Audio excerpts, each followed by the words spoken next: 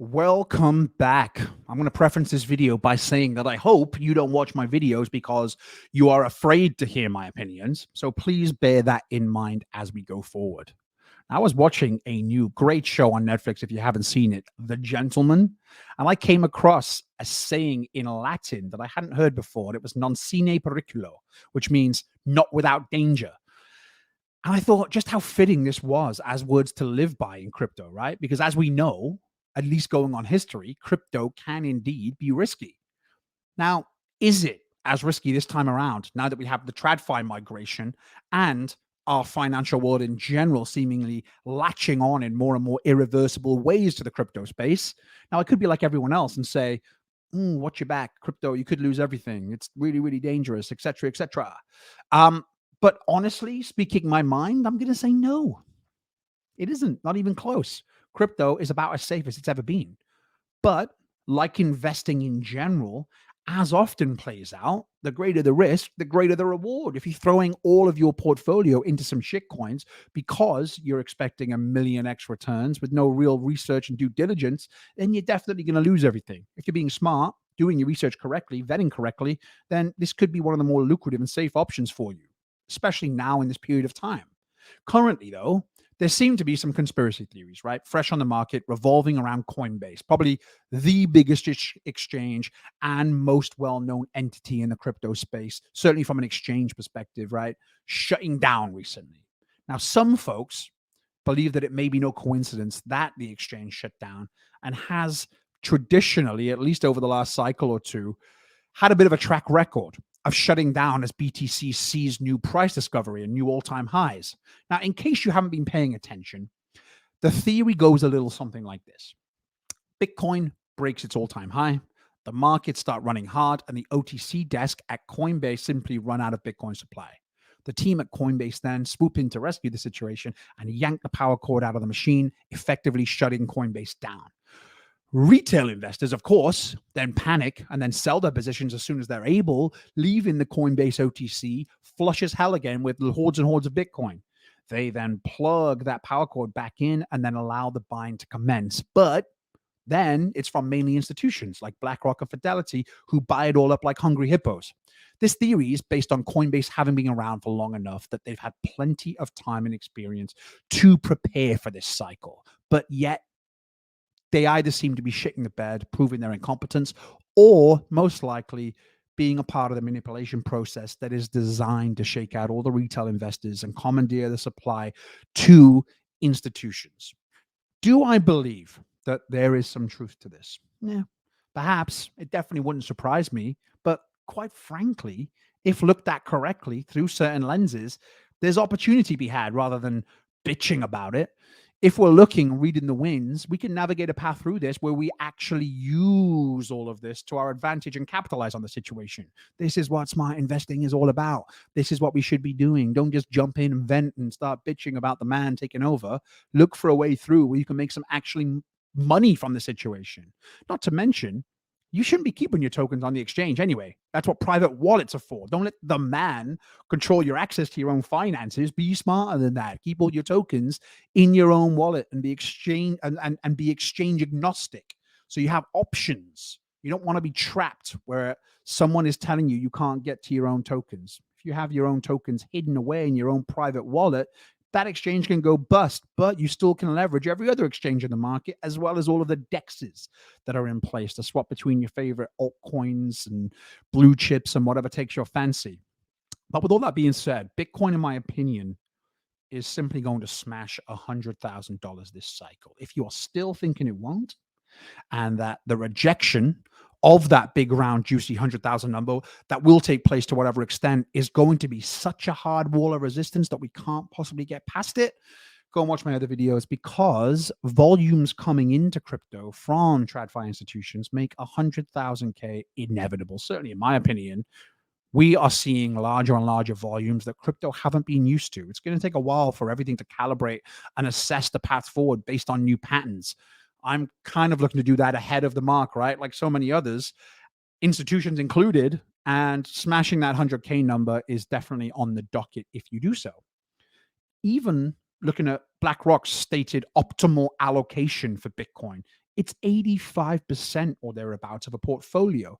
Now, with the biggest fund manager in the world, with trillions and trillions of assets under management, dishing out advice like that, it is hard to imagine that A, other institutions aren't doing exactly the same, or B, that the floodgates of over $20 trillion predicted by entities like Ernst & Young will also find their way into the crypto space through this massive ETF channel faucet that is now turned on. We've seen record-breaking inflows coming in just the last few weeks. In the last 30 days or so, we've seen $27 billion worth of Bitcoin being purchased from just these big 9 ETF institutions. That's over 400,000 Bitcoin, and it keeps going up. The last day, I believe, was even a new record. If you are not bullish, then you need to stay out of crypto because you won't make it. In terms of bullish flags, this is like driving along on a highway and a giant billboard swooping down and smacking you in the face while whispering, "Be bullish," into your ear, while a shiny bright light in the sky from God himself is giving you the thumbs up. It's literally the biggest flags that we could ever see, not just in crypto, but in investment in general. It's very rare that you see a period of time heading in one direction with all these points of affirmation coming together at the same time. I hope I'm making this clear. Now, you couple all this with the fact that BlackRock themselves have filed with the SEC to buy Bitcoin ETFs for their own funds, probably along with every institution in the space. And so all of this means that there are green pastures ahead. I'm not a financial advisor, and so I can't give you actual financial advice. The biggest fund managers in the world, they absolutely can. And if you're reading between the lines and reading the fucking wins, you can see that they are absolutely doing that. Now, with all that being said, of course, BTC is on the way to new discovery and all-time highs after all-time highs over this cycle. But for a while now, if we look back, Bitcoin's outperformed BTC. And I believe this cycle to be no different to the last couple, albeit with the backing of a lot more factors that facilitate both price movement and price and utility stability. This is what happens when institutions get involved to large extents. When we look at these flags, it seems pretty straightforward that we can see Ethereum being up on the block this time around with some big upward movement. And these Ethereum ETF launches coming to fruition mean explosion time. Now, what I'm going to say next is going to sound ludicrous to some, scary to others, and taboo to a few who simply don't understand the power of leverage when done correctly because they've heard a few wannabe investors on YouTube or their favorite founder saying that leverage is terrible and they haven't computed or put this into context correctly. The term on itself, leverage, is not a good thing, simply isn't true, at least not when it's done strategically and intelligently. Would I take a leverage position on a meme coin? Of course I wouldn't. It'd be stupid. You'd lose all your money. Would I take it on a great real estate deal that I see a huge upside in? Of course, this is how most investment is done, at least by folks who have been in the game for long enough and see how to play it correctly. Now, leverage and crypto are often a very taboo subject. It's cowboy land after all, right? And in certain times where the winds are fairly easy to read, though, there may be a place for it. Now, I can't tell you what to do, right? You'd be stupid to let anyone tell you what to do. I can just simply give you my 2 cents and perhaps a glimpse into what I may be looking to do. Now, in short, for someone like myself, who can afford their bills and potentially any additional expenses that may come from something like taking an equity loan out on a property that I own, doing so and then loading up on Ethereum, well, that may be, just maybe, a fantastic idea right now. We've just seen one of our favorite founders, Richard Hart, buying up Ethereum with a lot more cash than that. And why is he doing this? Because of the very obvious buy flags that we're seeing right now that are in our faces. Because it's about as certain as an investment as can be found in this market right now. We all love our altcoin plays. When researched and vetted correctly, they can provide much bigger returns, especially if you're in early. It's how most of us will make a ton of money this cycle, especially those in my private group. We're going to crush it. So if you haven't joined, feel free to do so, because right now we're looking at some exciting new altcoin plays in AI and a number of other spaces and development areas that are going to provide us with some serious returns on investment.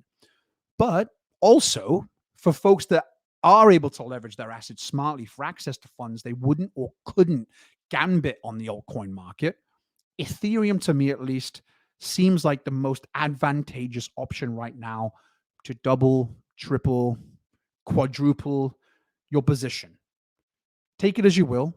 As always, please do like and sub. I don't want to not give you my thoughts. I always want to be direct, and whether you agree or disagree, I think it's important that you capture as many different viewpoints in this market as possible. There's a lot of people out there telling you to play this very, very safely in certain areas. Again, perhaps with an altered view on perception of the market and the risks inherent. That's for you to decide. I'm just here to give you my 2 cents on what may be a good option for some of you if you have the capacity and the ability to do so. As always, please do follow, hit the notification bell if you want to be updated on some of my my videos that are coming out. Private groups open, as you know, so feel free to join that as well. Follow me on Twitter, all that good stuff. It makes me all warm and fuzzy when I see the community growing, and it's great. I love you all. I love the comments. I love the back and forths. I love all the questions in the private group. All of this stuff is fantastic, and I really hope that we all crush it this season. That's about it for today. I'll catch you on the next one.